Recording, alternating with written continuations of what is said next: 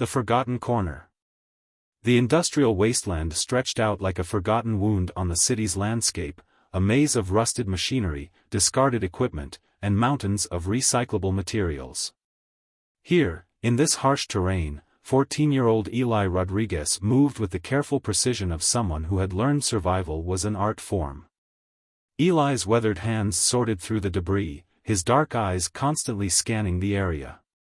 Nearby, Marcus Williams, his closest friend and fellow survivor, worked with equal determination.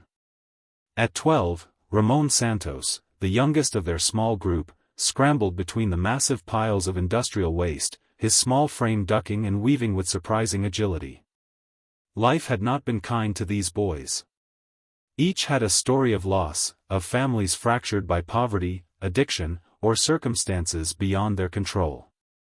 The waste processing area had become their workplace, their school, their entire world. Here, they could earn enough to survive, collecting scrap metal, sorting recyclables, finding anything of value that could be sold or traded. Marcus wiped the sweat from his forehead, his dark skin glistening under the harsh midday sun. "Eli, check out this copper wire," he called out, holding up a tangled mass of electrical cables. Eli nodded, appreciating the find. Copper always fetched a decent price at the local recycling center. Ramon approached, dragging a large plastic container. "Look what I found," he exclaimed, his voice a mixture of pride and excitement. The younger boy's enthusiasm was a rare brightness in their challenging existence. Eli carefully examined the container. It was relatively clean, potentially useful. "Good catch," he said, ruffling Ramon's hair. These small moments of connection made their difficult life bearable. The industrial area was a world unto itself, a place most people avoided, a landscape of forgotten dreams and discarded hopes. For Eli and his friends, it was more than just a place of work. It was a complex ecosystem where survival required intelligence, cooperation, and an intimate understanding of the unwritten rules. As the afternoon wore on, the heat became oppressive. The boys found a small patch of shade near an abandoned loading dock, sharing a bottle of water they'd carefully rationed. Marcus pulled out a slightly crushed sandwich, breaking it into 3 uneven pieces. "We should be in school," Marcus said quietly, a hint of frustration in his voice. It was a conversation they'd had many times before. Eli understood the unspoken pain behind Marcus's words. They had dreams, hopes that seemed impossibly distant in their current reality. Education, stability, a home, these were luxuries they could barely imagine. One day, Eli responded, his voice steady and determined. "We'll figure something out." Ramon looked up at them, his young face a mixture of hope and uncertainty. He trusted Eli implicitly, seeing in him not just a friend but a protector, a guide through their challenging world. The sound of an approaching vehicle broke their momentary peace. Eli was instantly alert, years of survival instinct kicking in. Industrial areas like this were unpredictable, some vehicles brought opportunity, others brought trouble. A white pickup truck appeared, dust billowing behind it.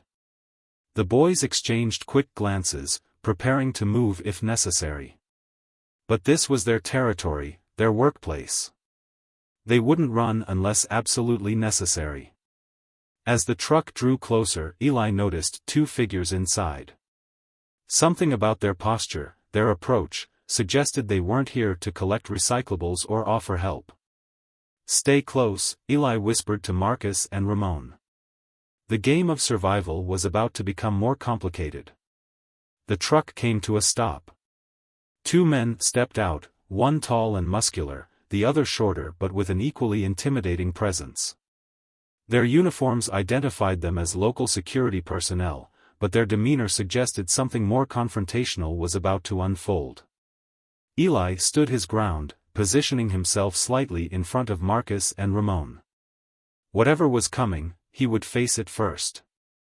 The industrial wasteland held its breath, a silent witness to the moment about to unfold, a moment that would test the resilience, courage, and humanity of three young survivors fighting to maintain their dignity in a world that seemed determined to forget them. Broken system. The two security personnel approached with calculated steps, their presence casting long shadows over Eli, Marcus, and Ramon. Up close, their uniforms revealed a patch indicating they were from Riverside Industrial Security, a private firm known for its aggressive tactics. The taller officer, a broad-shouldered man with a narrow, calculating gaze, spoke first. "This is private property. You kids can't be here." Eli stood his ground, his voice steady despite the fear churning in his stomach. "We're working. Collecting recyclables. We have permission from the site manager." It was a half-truth. They knew the site manager through Diego, an older man who sometimes turned a blind eye to their scavenging in exchange for a cut of their findings. But permission was a fluid concept in their world of survival. The shorter officer stepped forward, his hand resting unnervingly close to his belt. "Working? You call this working?" His eyes swept dismissively over their modest collection of scrap and recyclables.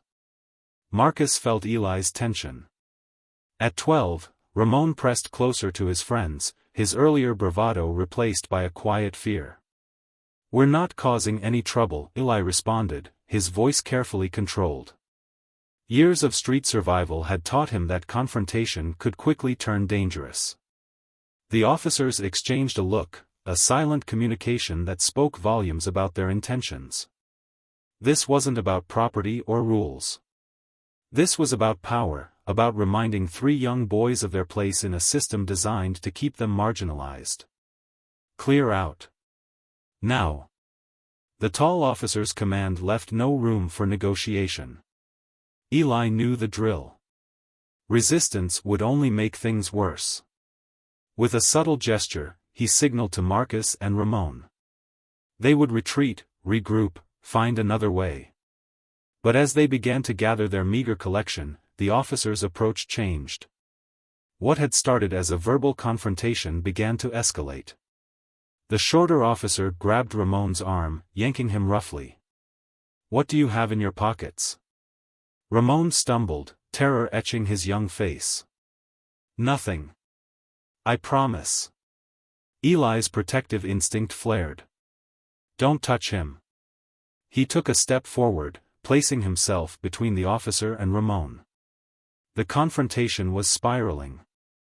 Eli could see it happening, could feel the tension crackling like electricity. One wrong move, one misinterpreted gesture, could transform this moment into something far more dangerous.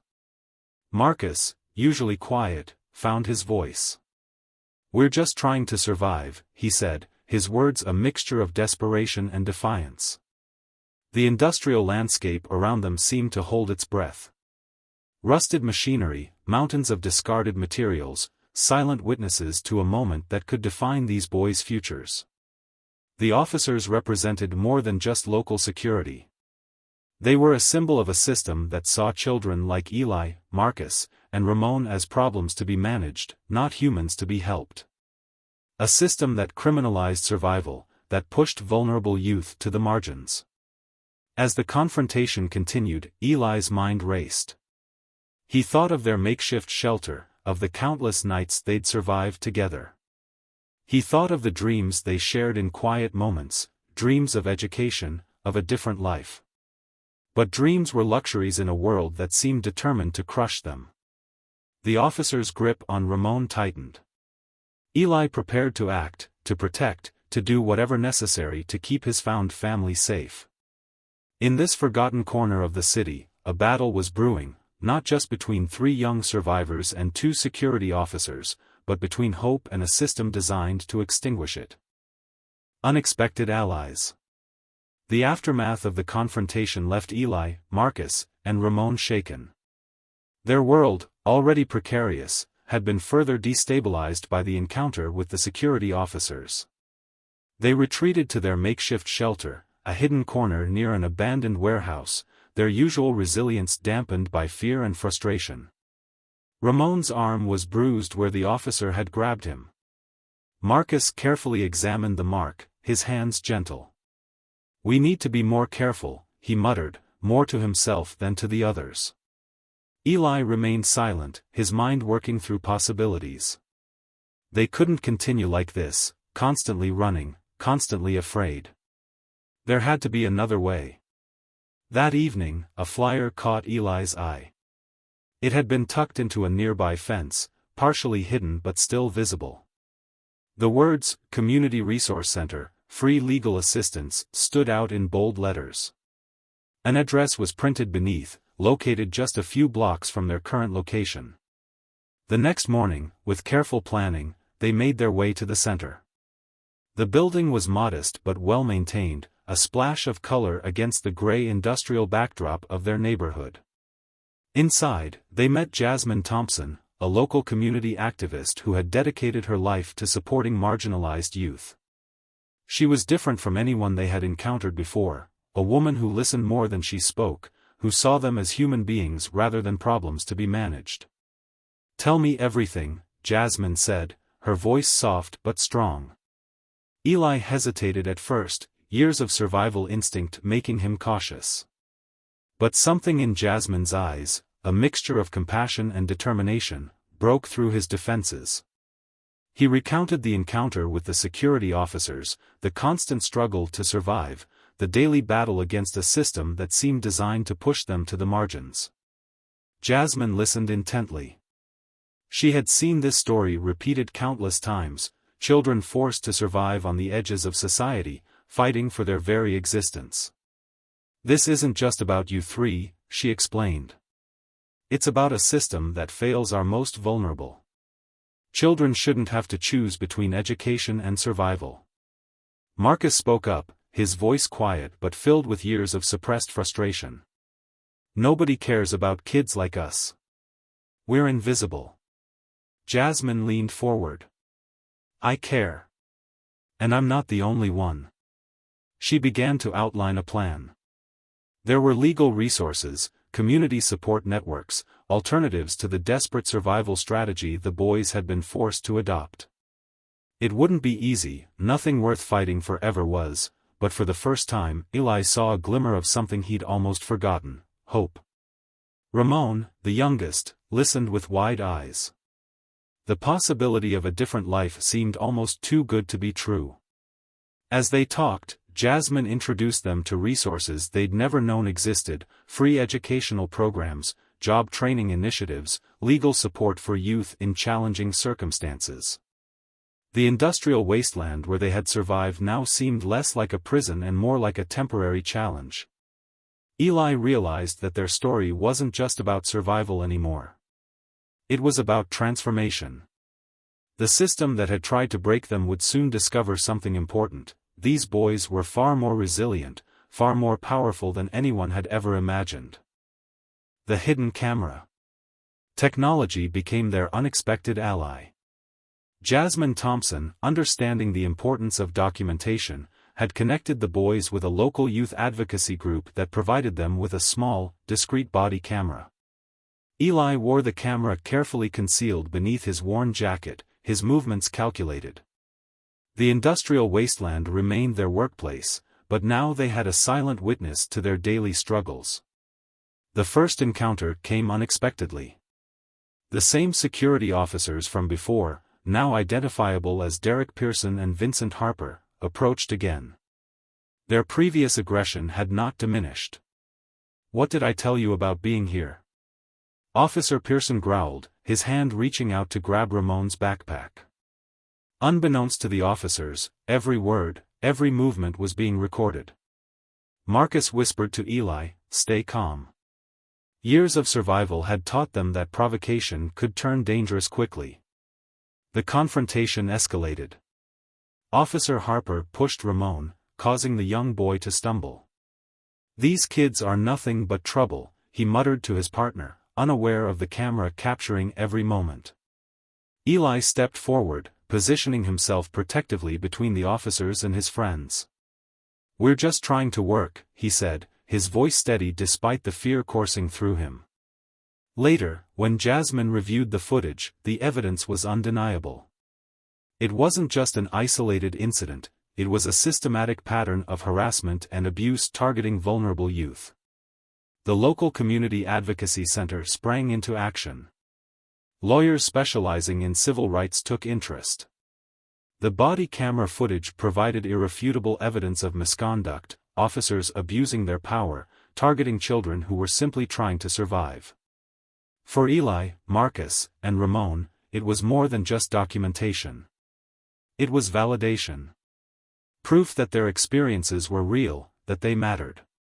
The industrial security firm initially tried to dismiss the claims. But the evidence was clear: multiple incidents of harassment, unnecessary force, and targeting of children who were simply trying to survive. News outlets began to take notice. A local investigative journalist picked up the story, bringing wider attention to the systemic issues facing street-connected youth. Jasmine worked tirelessly, connecting the boys with support services, educational opportunities, and legal representation. The camera had done more than just record, it had become a tool of transformation. As the investigation unfolded, Eli realized something profound. Their story was no longer just about survival. It was about change. About holding those in power accountable. The industrial wasteland that had been their prison was becoming the site of their liberation. Breaking the silence. The legal battle became a catalyst for change. The body camera footage, a silent witness to systemic abuse, triggered a broader investigation into industrial security practices. Riverside Industrial Security faced multiple charges. Officer Pearson and Harper were suspended pending a full investigation. The company's culture of harassment and intimidation began to unravel. For Eli, Marcus, and Ramon, the outcome was transformative. Jasmine Thompson and the Community Advocacy Center helped them access educational opportunities they had once thought impossible. Eli enrolled in a specialized program for youth who had experienced disrupted education. His street-honed survival skills translated into remarkable adaptability in the classroom. Marcus discovered a passion for computer technology, spending hours learning coding and digital skills. Ramon, the youngest, found healing through art therapy, his drawings telling stories of resilience and hope. Their story became more than a personal journey. It became a beacon for other marginalized youth, proving that survival could transform into opportunity. The industrial wasteland, once a symbol of their struggle, now represented a turning point. The same space where they had fought to survive became a site of community meetings, youth support programs, and advocacy workshops. Jasmine continued her work, using their experience to push for systemic reforms. New policies were proposed to protect vulnerable youth, to provide support instead of criminalization. During a community meeting, Eli spoke publicly for the first time about their experiences. "We were never just trash," he said, his voice steady. "We were children waiting for a chance." The camera that had documented their struggle now symbolized something more: the power of visibility, of speaking truth to power. As seasons changed, so did their lives. The boys who had survived on the margins now stood at the center of a movement for change. Their story wasn't just about overcoming, it was about transformation. In the end, they had done more than survive. They had thrived. And in doing so, they had opened a path for others to follow.